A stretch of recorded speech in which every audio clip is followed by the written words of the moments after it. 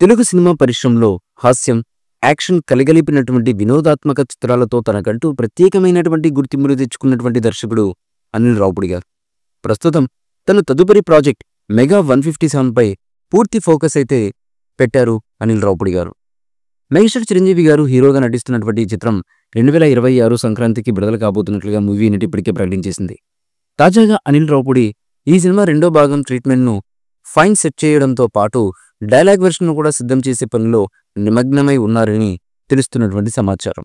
Mega 157 cinema Anil Ravipudi దర్శకత్వంలో ఒక comedy ఎంటర్టైనర్గా తెరకెక్కుతుంది.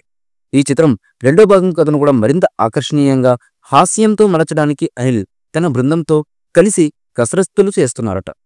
Cinema స్క్రిప్ట్లోని రెండో భాగం చాలా కీలకమైనటువంటి సన్నివేశాలు, హాస్య సన్నివేశాలు, చిరంజీవి గారి పాత్రకు తగ్గ ఎమోషనల్ క్షణాలను మెరుగుపరచడంపై దర్శకుడు దృష్టి పెట్టినట్లుగా తెలుస్తుంది.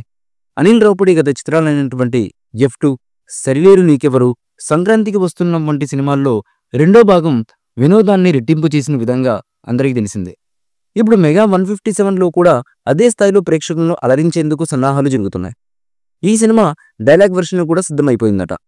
ఇది సినిమాకు చాలా ప్రత్యేక ఆకర్షణగా నిలవనుందని తెలుస్తున్నటువంటి సమాచారం. చిరంజీవి గారి సినిమాలో డైలాగులు ఎప్పుడూ హైలైట్గానే ఉంటాయి.